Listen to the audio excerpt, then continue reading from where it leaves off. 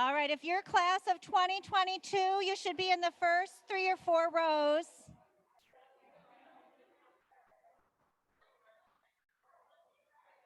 Class of 21 and 20, you've got special rows as well.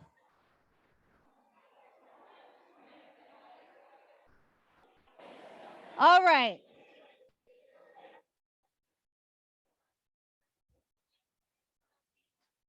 Okay, you guys, we're going to get started. Yeah. Is the mic on? Is it? Hey.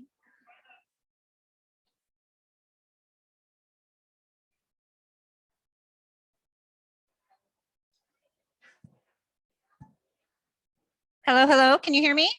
No? Hey, mic people. It looks like the mic isn't on.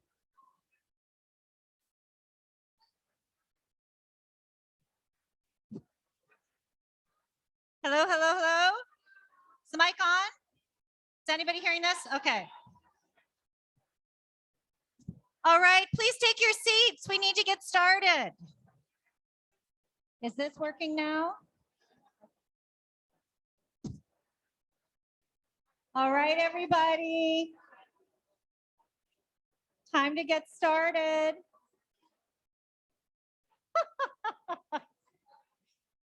It is so good to see you all tonight.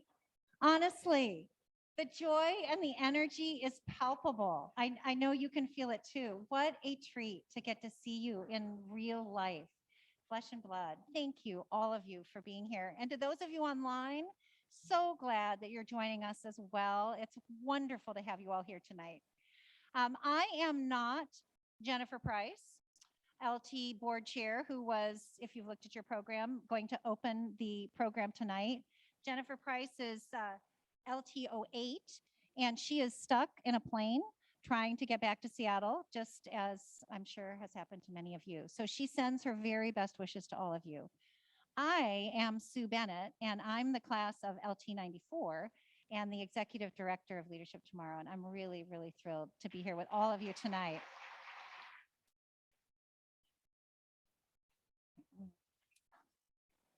I want to begin by saying that we're holding this event in Seattle and on Coast Salish land. We open tonight's session with this acknowledgement as a way to pay tribute to the original stewards of this land, acknowledging that Native communities have historic and ongoing relationships with the lands where we meet. For those of you online, you might want to Google www.native-land.ca and put in the name of wherever you're calling from or wherever you grew up to find out more about tribes and tribal nations in your part of the world. I'm so excited to see such a wonderful crowd, both here in person and online. Woohoo! Yeah!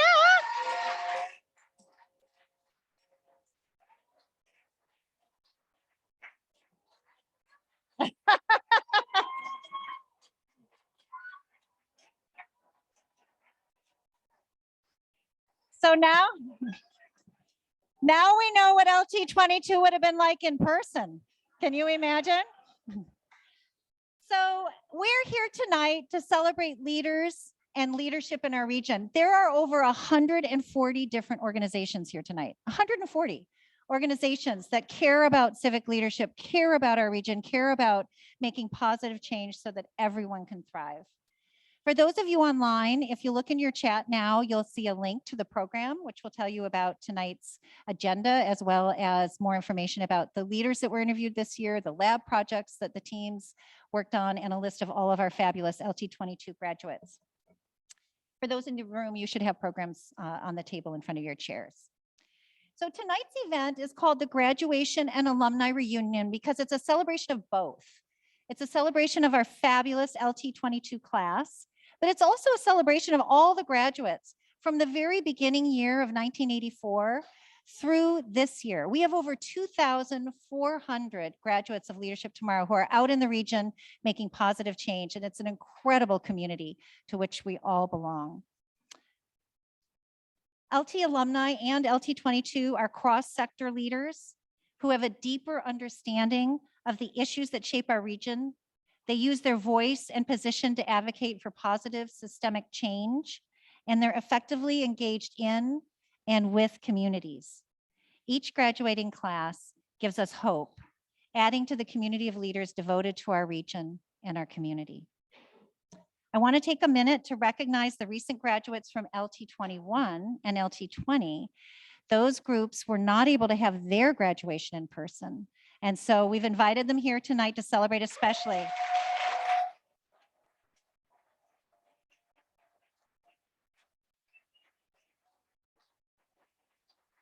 So if you're the class,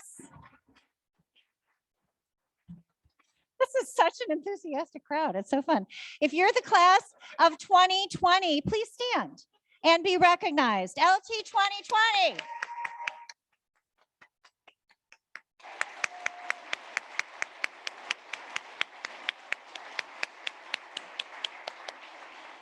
LT'2021, please stand and be recognized.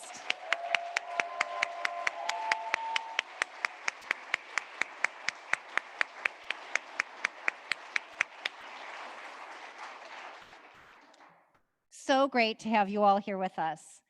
The work of LT involves a community. LT is grateful for the many servant leaders who volunteer throughout the year to challenge and inspire the class, and also to challenge and inspire all of us. They help us be more effective, collaborative civic leaders. I want to take a moment to recognize the many, many volunteers, and if you'll hold your applause, but stand as I read the different ways in which people make Leadership Tomorrow such an incredible community. If you serve on LT's board, would you please stand and stay standing? If you served on LT's curriculum committee, will you please stand and stay standing? If you served on LT as a coach, for LT as a coach, will you please stand and stay standing? If you served on the screening and selection committee to help make those difficult decisions about the next year's class, please stand. If you serve on the alumni engagement and leadership committee, will you please stand? And if you serve or volunteer in any other capacity this year, will you please stand? Will you join me in recognizing these amazing servant leaders?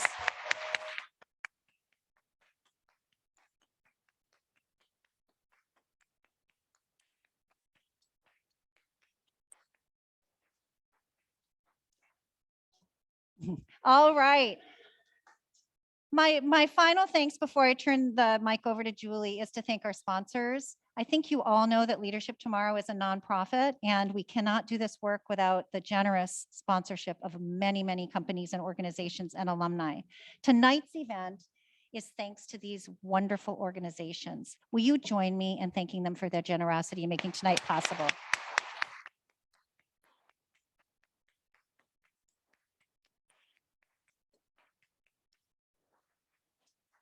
All right, truly takes a village. Okay, I get to turn the mic over to Julie Pham. Julie is LT'16. She's CEO of her own company called CuriosityBased, and she's chair of the curriculum committee, a group of about 25 individuals who plan the entire year's worth of curriculum, from challenge days to retreats to everything else that the class learns. Julie's going to introduce our keynote speaker and then give you a brief idea of what the class experienced this year. Julie.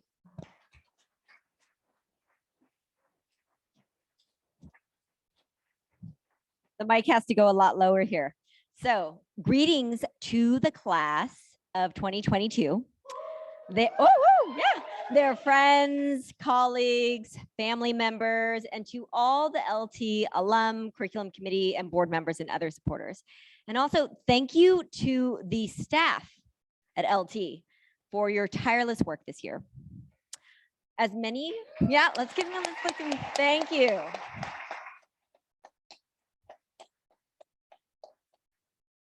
As many of you know, one of the highlights of Leadership Tomorrow's flagship program is hearing from leaders in the region. At the Challenge Day focus on basic needs and homelessness, the class heard from Marc Dones.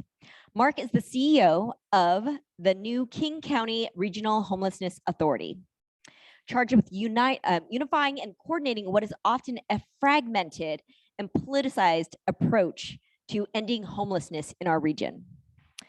For many class members, the conversation with Marc was a highlight of their year.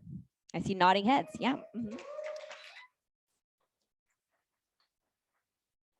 Marc is inspirational, candid, engaging, and sometimes surprising. We can't think of anyone more appropriate to speak to this group of leaders and encourage all of us to actively engage in creating positive change. Marc.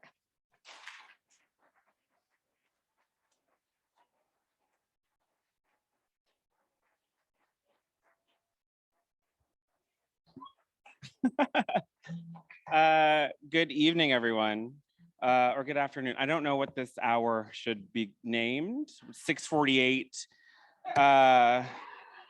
Good afternoon, evening. It is a pleasure to be here with you all. Thank you for having me again. It is an honor to speak with so many of you. While I was sort of milling about and stuffing my face with various things and trying not to be seen doing that, I recognized a whole bunch of people that, hi Sean, I recognized a whole bunch of people that I have worked with over the years. And it affirmed something that I have quickly come to understand, which is that this program is super fucking important. Like, didn't know about it, and I was like, oh, everyone does this. Cool, cool, cool, cool, cool. I don't feel left out. I don't have a ton of time because it's important to hear from the folks who did the program this year and your reflections. So I will work to be brief. I first just want to say that, you know, I think that in terms of reflecting on seeing so many of you who I know, the thing that struck me as most important to recognize is that leadership is not a solo act, right? The way you all become a network is not just that sort of like, you know, sort of white dominant culture, incestuous thing. It is actually, it is the art of leadership, right? Because leadership is relational. And I think that one of the things that we have to note, right, in how you all have come together, the classes that are returning to celebrate the class that is graduating, right? That is the creation of a leadership network. And therefore, it is the creation of leadership. Because I can attest that like nothing that has happened at the authority has been like a Doan special, right? 60 people work every day to make sure that like I am not lost and confused. And so, you know, even like truly, hi Anne, hi Tiana, and my partner Ethan, hi. Like back of the room tonight being like, do you know where you are?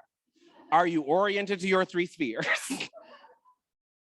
That's what leadership means. Leadership is the art of interdependency.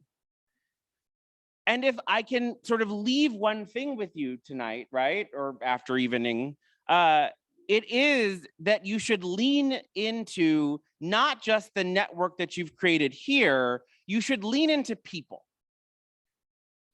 That's what leadership really is. And so much of my work, right, the work of the Homelessness Authority, the work of my career, has been saying over and over again, we're not going to leave you behind. That's not who we are. It's not what our society aspires to be.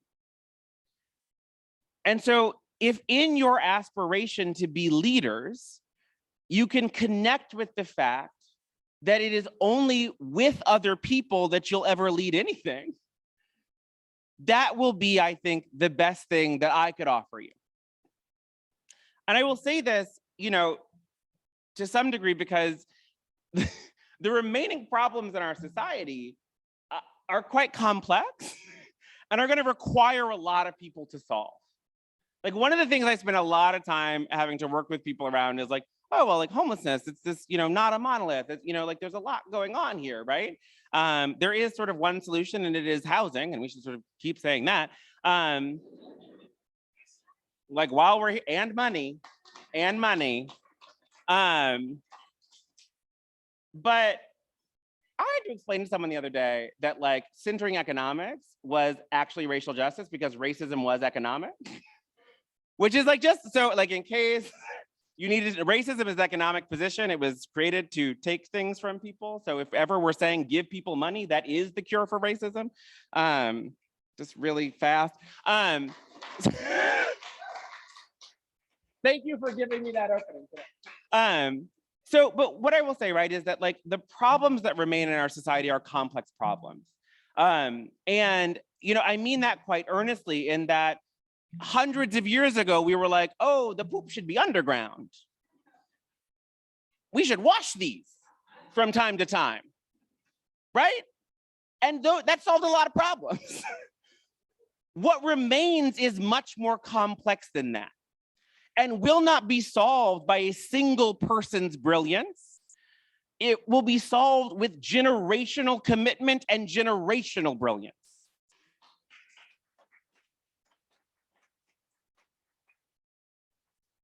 And so to that end, it is imperative, like not just because it's like fun to say these words sound nice, interdependence, good word. It is imperative that you take this all the way to heart. The last things to solve, the things that are killing people outside while we sit here, require all of us doing it together to work. There is no other path forward. I will also say that this will require your will. And in some ways, that's maybe for me, like the core of what I think leadership is. It's just like getting up every day and being like, I'm gonna be stupid today. I'm gonna take on some stuff that feels undoable, and then I'm gonna do that again tomorrow. And that sort of bizarre quality, which I, frankly, for me is because like, as I've said in other spaces, like I have PTSD, I'm bipolar, I've been psychotic twice in my life. And I think that being psychotic is a great quality in anyone who has to lead, because you can be like, I choose not to see it. I choose to be elsewhere.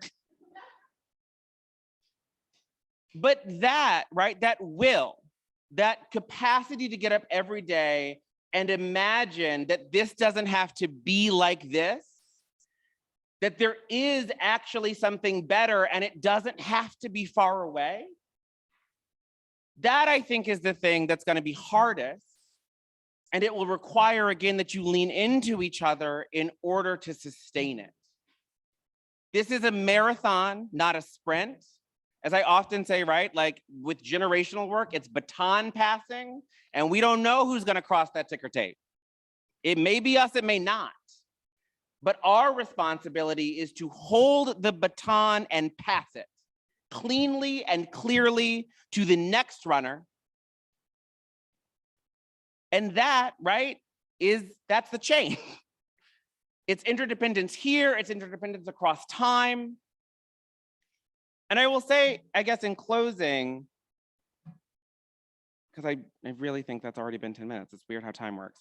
I will say in closing that, again, for me, like a lot of this is personal. I was desperately poor for a period of my life. I was housing unstable. I watched things get repossessed. I hid from repo men when I was a teenager, right? I just talked about being crazy. I'm crazy now, be crazy later. Mood stabilizers are great, get into them.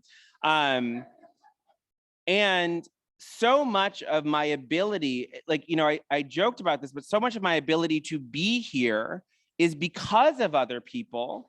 And because at a certain point in my life, I said, I can't do this by myself. Like, it's not possible.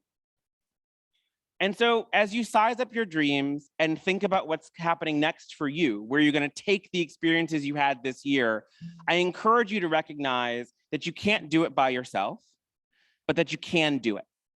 Thank you.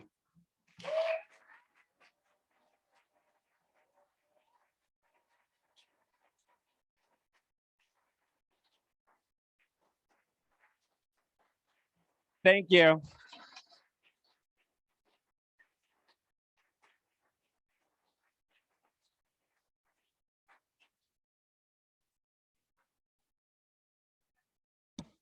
I think if you cheered a little longer, he would have done an encore maybe. So thank you so much, Marc. And your speech, it's making me think about this question of what is undoable? What do we think is undoable in our lives? And what is that undoable thing? And then what do we still need to do anyway? And also, who are we going to do it with? And look around you and maybe you think, oh, maybe that undoable thing, there's some people here in this room that I can do that with. So now that you have witnessed the inspiration of leaders in our region and what they bring to this program, I want to tell you more about the LT 2022 experience this year for those of you who weren't part of it. This class is one of two very special classes because you are one of two in the history of LT that were entirely virtual. Next year, we're going back in person. So you represent this moment in time. You can say like I was one of the virtual years.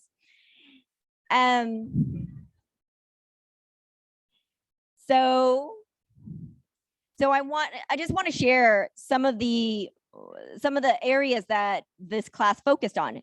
First three, they're community and belonging. Second, regional challenges and opportunities.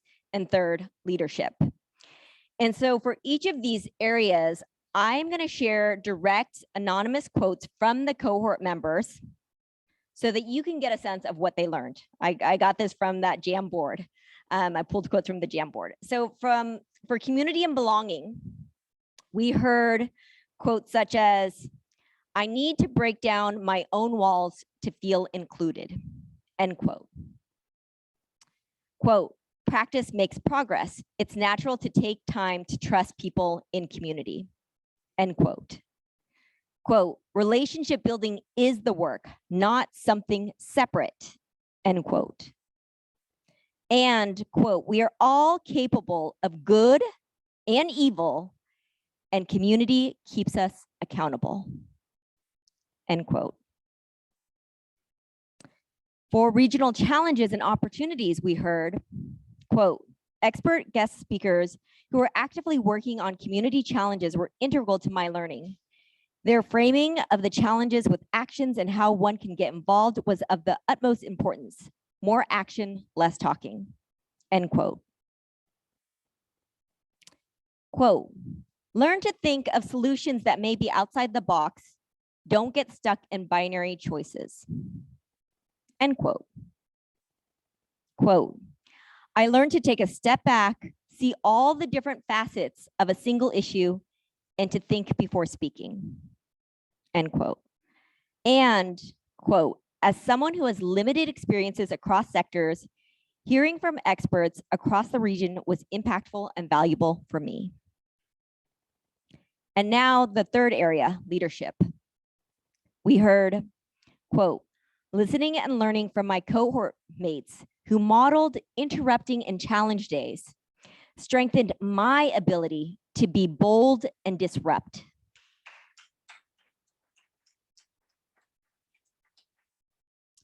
Quote, my lab team provided a safe place to try out new leadership skills, including somatic approach, be in your body, center, breathe before speaking, and co-creating and sticking to our shared norms, end quote.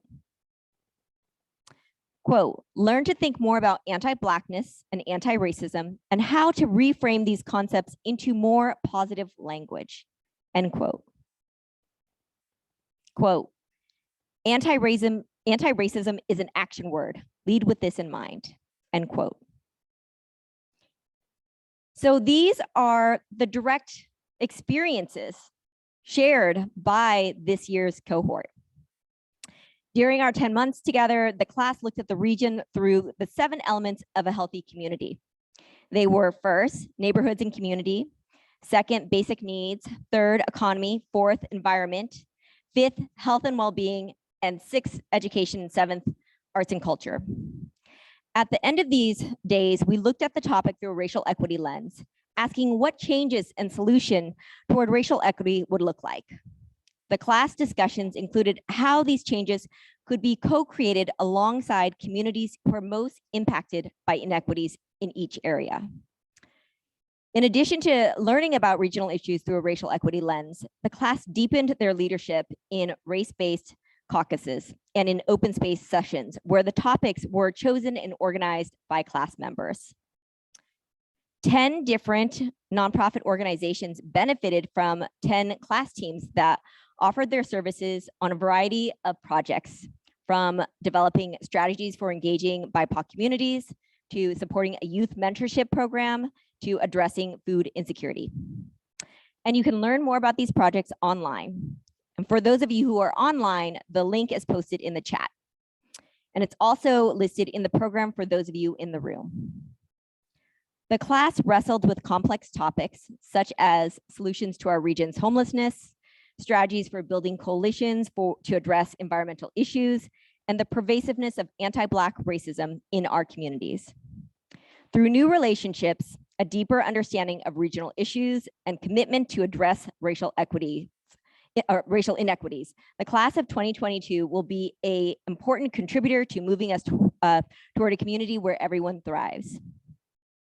And so now I want to introduce the class speakers. As I mentioned earlier, the class met regularly in race-based caucuses to support each other and learn together.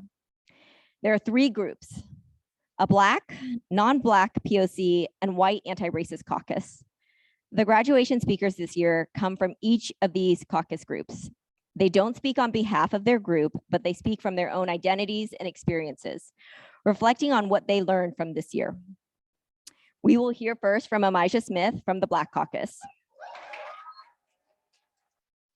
Oh, and I'm going to introduce all 3. And then the non-Black POC caucus has created a video to tell their story, which Linda Lowry and Min-Venditti will introduce. And then the white anti-racist caucus will offer their reflections in a fishbowl format, with Michael Furze moderating a discussion with Kevin Payne, Dana Guy, and Melanie Lyons. So they will come up back to back. So Emijah Smith.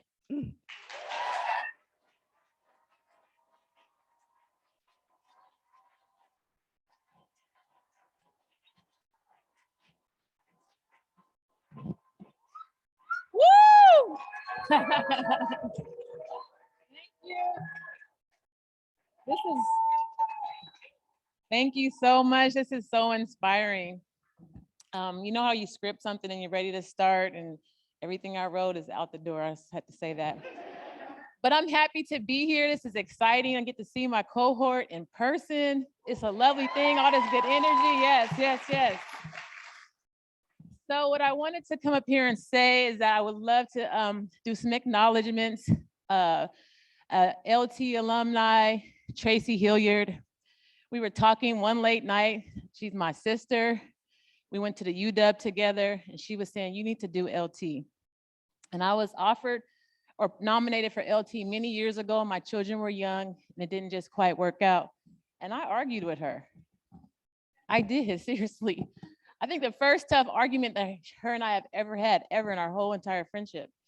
And I just want to be transparent about that because in the wake of George Floyd, and as I understand who I am as a Black woman and as a Black mother, I had to question, what can LT do for me?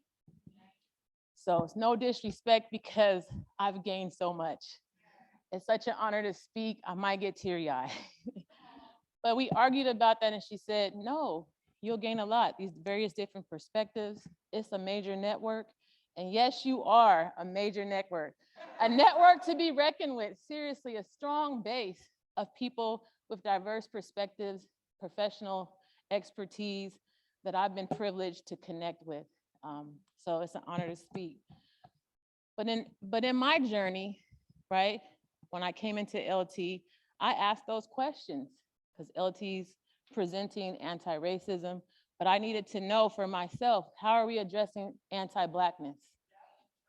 Because if we're gonna be in this space and I'm coming in here to grow my leadership, I need to know, can we truly welcome this conversation? And I wanna just say that LT welcomed. They not only welcomed the conversation, but they adapted and flexed for us. I wanna highlight Tiffany Williams.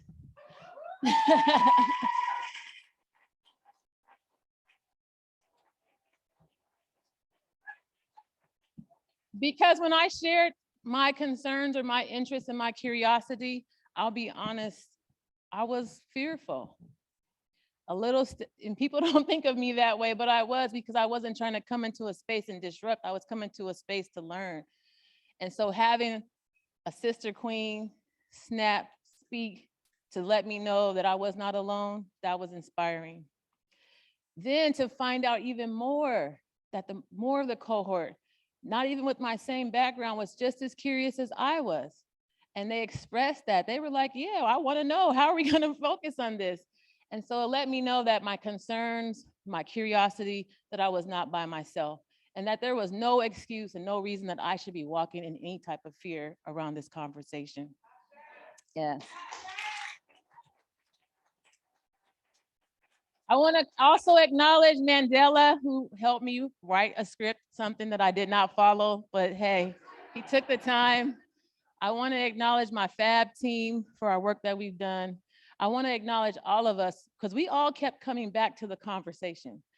And even though we were moving through, the chat was going, we all kept coming back to the conversation. So to the LT executive team, I applaud you. So what LT does for all of us in terms of growing our leadership, I'm gonna take a quote from Tisha Held here, who said that I may not have met my expectation, but I got what I needed.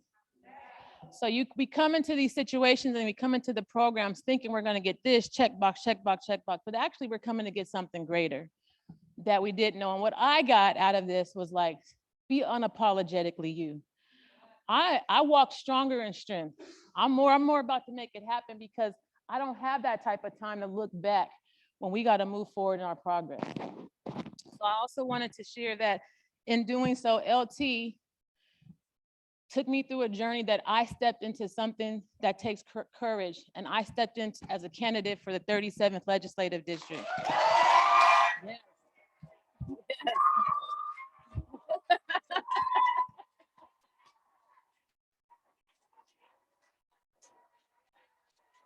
Thank you, thank you. Yes, as an anti-racism, thank you. Yeah, that took a lot of courage for me to do that. But I also realized that I'm not unique in stepping into courage, stepping into our growth of leadership. So I also want to highlight one of my colleagues, Tisha Held, again, because in our growth, she took on something herself too. She's starting a podcast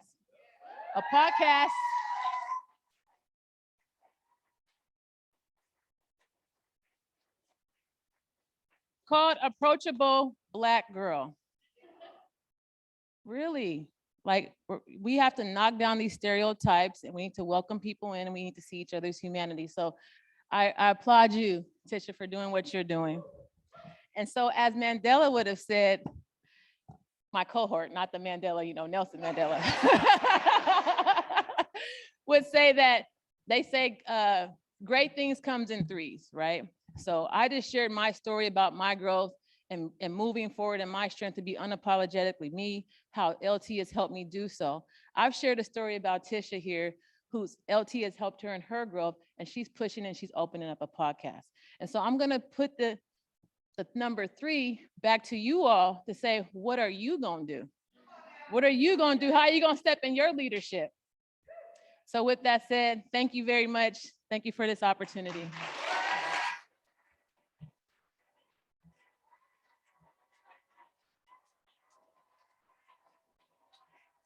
Thank you. Thank you.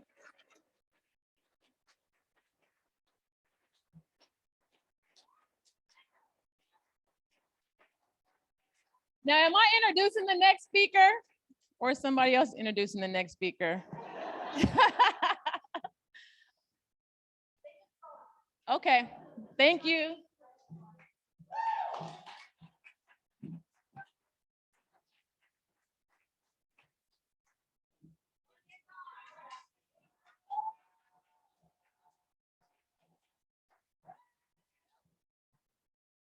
Hi, I'm Linda Chavez Lowry, and I'm with the Non-Black POC Caucus. I'm Min-Venditti, also from the same project. Yeah. And we put together collectively a really inspirational video. And I know that Amelia and I are going to say a few words, but I just wanted to share a quote from one of my favorite inspirational people, Oprah, and then one of my favorite inspirational bands, U2. And that is, do not allow yourself to be marginalized and defined by other people's agendas and intentions, because the power of your story lies in your personal intention. And I believe in the kingdom come and all the colors that bleed into one. And remember that your legacy is every person you touch.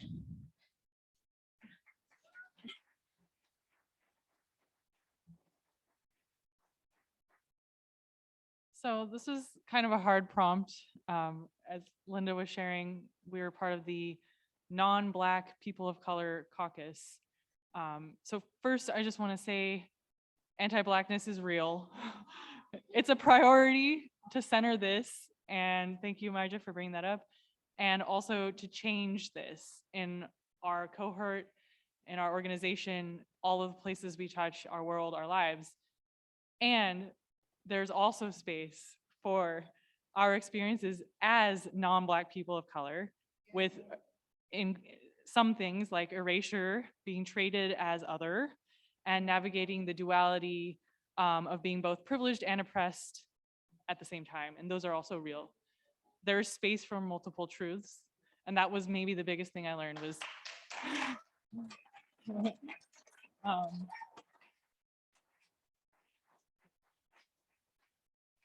our caucus is made up of people from very, very diverse ethnic and cultural backgrounds, from immigrants to people who've been here for generations, and mixed race people like myself. We made space to learn, share, and acknowledge that beautiful depth and breadth of all of our intersectionalities and identities. So that's something wonderful to celebrate. Solidarity, yeah. Enjoy our video.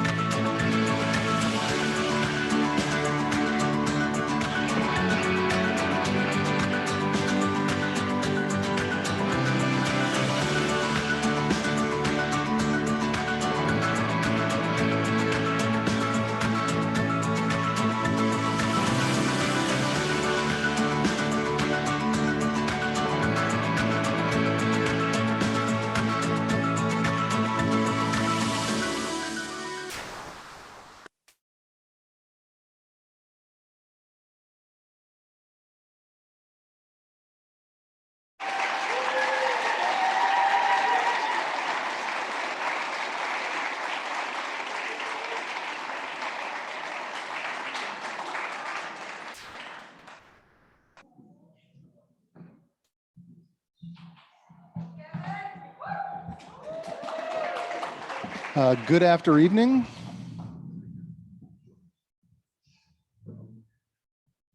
Nope, go ahead and sit there. All right, my name is Michael Furze, and I'd like to begin the Antiracist White Caucus's speaking remarks with a shout out to Shamari Jones. Thanks for your leadership.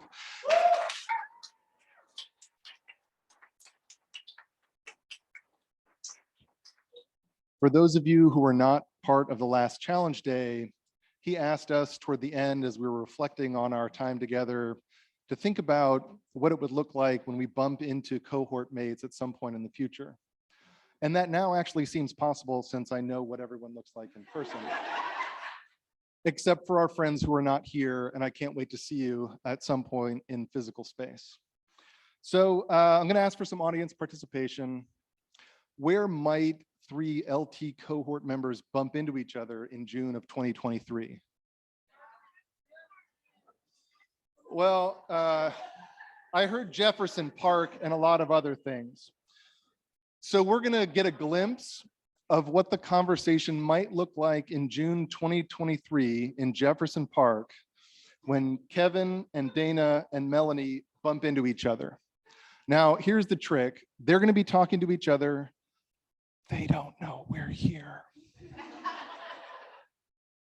But I get to drop a question in and we get to watch them chew on it. So the question is, now obscured, 2 parts, but it's really just one question. What do you most want to share with each other and with all of us about your LT experience so far? But another way to think about it is, what is the spark that you're carrying that you want to spread?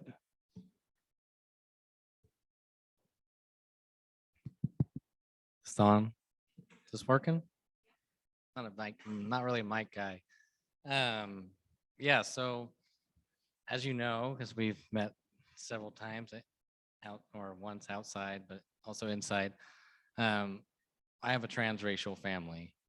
My daughter's Black, my wife and I are white. And so we've embodied this question of how do we, for the last 3 years, how do we embody raising our Black daughter to be a proud, strong individual and celebrates her Blackness. And so, we just went after it. We kind of did it ourselves. And, whether it's connecting with people in different communities than our own, my wife learning how to, do twists and different braids and different parts in hair, which is the cutest thing every morning. To now going through the LT program and being able to practice being an anti-racist. What does that mean? What is the importance of that? Not only solidifies the importance of that for my family, but also what does it look like for me to be and strive and continue to learn to be an anti-racist for my community, my place of employment, and for other white males in similar industries and similar interests. All right, well, I think the thing that is really sticking with me, and I know will be sticking with me in another year or two, is the incredible humans that are my cohort mates. And in particular, some really amazing and inspiring Black women who we saw multiple times slow things down and ask questions and ultimately call me in really nicely to say, hey, we need you to speak up too. And so for me, that was inspiring and also has helped me be more bold already in my job, but also, everywhere I go, right? In my kids' school, in my community. And that is a huge gift. I also am still thinking about just a lot of gratitude I have, and also thinking about the cost of that, like the burden of that, which just makes me want to say that Emijah, who we heard from, King County Equity Now, that's a really amazing organization that's leading the way that y'all could make a donation to. Tubman Center for Freedom and Health is another one, and I know there are many more, but there's like amazing leaders that we should follow and support in whatever way we can. I love that. I'm super grateful for the two of you in a space where even though we haven't seen each other over the last year a ton, I know that when I'm stuck and feeling like I need to take accountability, I need to apologize, I need to do better, I need to come back to the table, you are folks that I can come to, and you will hold the space for me to work through the ways in which I'm not showing up and interrupting anti-Blackness and racism that I may be perpetuating or that I might be a part of. And I know that is a really important gift in my life. I think that I am grateful to be able to reflect back on two lessons that I've brought into my life to fight for greater equity, to interrupt anti-Blackness broadly, as well as be ever more each day a more anti-racist white person in our city, in our county, in our world. Those two things that I learned from LT, and specifically the Black women in our cohort who gently nudged and spoke the truth and helped me become the better me that I want to be. One is just my power to pause and pivot as a white woman and to step into the space of disrupting in a way that helps all of us be better. And it's such a simple thing, pausing and pivoting, but it is not easy to do, and it's not always equally distributed in terms of our power and positionality. And so the more that I can do that, the more that we learn that as a practice for being in community and interdependent on one another. The other is the power of language, which I think we all come back to over and over again. And you've heard from this stage already today, both from Marc as well as from Emijah, Ame, and Linda and others, the ability to note harm when harm is being done and call it violence when violence is being done by perpetuating anti-Blackness in our community. You said that, Tiffany. Yeah, that was Tiffany. I heard you. I took it in, and it's been a real gift. It's been a real gift for sure to be teammates with all of you. And I hope that our relationships are just getting started in pursuit of greater equity in our community. So thank you. Thank you. Thanks, Michael. So I just want to ask everybody to think about the conversations that we will have, not just over the next year, but over our lifetimes. And I want you to think about that spark that you carry with you that you want to spread, and bring that up into your mind right now.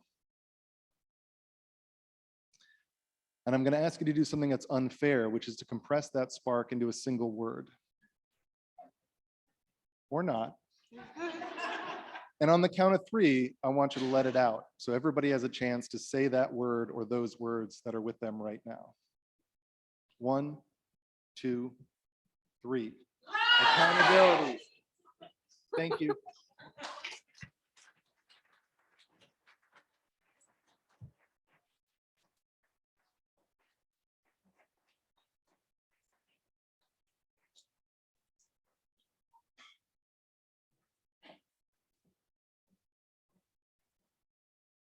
Wow. Thank you to all of the class speakers tonight. Aren't we lucky to have them in our community? Will you join me in thanking all the class speakers again?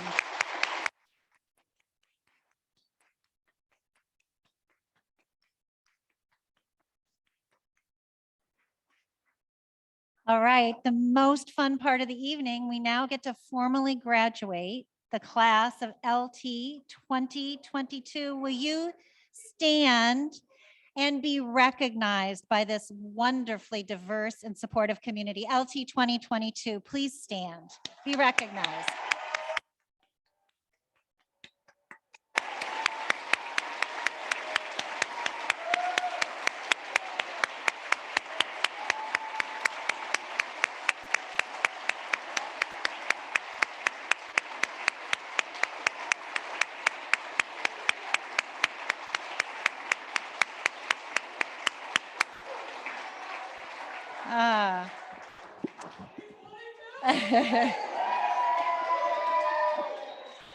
Welcome, welcome, welcome to the LT family, LT 2022.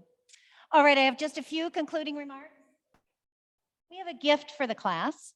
we commissioned an artist, a really wonderful, talented man named Juan Alonso Rodriguez, who works with steel and wrought iron. And he designed this image, which is a image of strength and flexibility, because moving and bending iron requires both strength and flexibility. And we thought, what a perfect metaphor and analogy for LT 2022, that you are leaders who will be both strong and flexible. We have this mug as a gift for each and every one of you as you leave today. Don't forget to take this with your certificate. Coaches, we also have them for you. So thank you, LT, on behalf of all of us.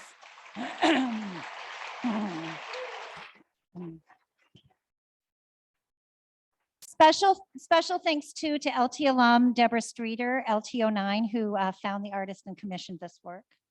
I also want to say thanks to the company Violet. Did you guys notice these incredible air purification systems? They are all over this room and all of the other rooms. And alum Nisi Hilton, LT'16, helped us have these tonight. They are helping us breathe better. They are innovative new air purification technology that clears the room of dangerous pathogens and viruses in the air in just minutes. And I hope you'll take some time to take a look at them. There's notes around the room. There's notes here, but if you're interested in learning more about how you can make air safer for these kinds of gatherings, it's so great to be together. And this gives us all just that much more peace of mind being together. So thanks to Violet for donating those to us tonight.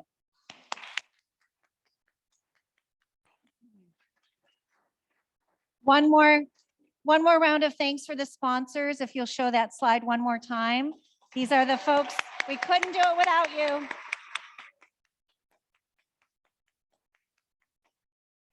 I think we have people from all these organizations tonight, so really glad to have you all here tonight. Special thanks to DJ Keiko, who provided the music.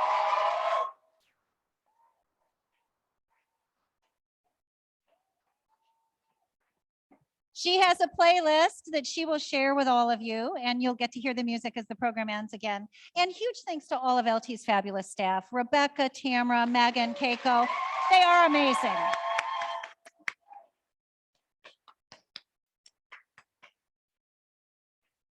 All right, I have just two thoughts in closing. The first is something I read recently by writer and activist Adrienne Marie Brown, and it just speaks to me. And I think the speakers tonight touched on every one of these notions. We need movements rooted in love right now. Movements powered not by difference and exclusion and punishment, but by common ground, compassion, humility, healthy boundaries, patience, and healing. And as we think about these movements and change and the leadership that each of us brings, a final thought about leadership, which I've said many times this year. Leadership is not about a position or a title. Leadership's an action. It's a verb. It's about taking responsibility to see those around us rise. We all do better when we all do better. Thank you for being a part of this community and celebrating the leaders and the actions that are going to move us to a community where everyone thrives. That concludes the graduation portion of tonight. I want to thank all of you who joined us online. We say goodbye to all of you. You're welcome. You're welcome.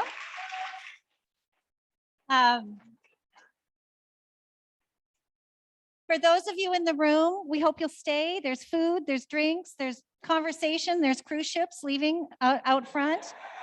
Graduates, don't forget to take your certificates and mugs. Thanks for being here. Let's play DJ Keiko's music. Good idea. Hang on. Class photo. Let's come up. LT'22. Good idea.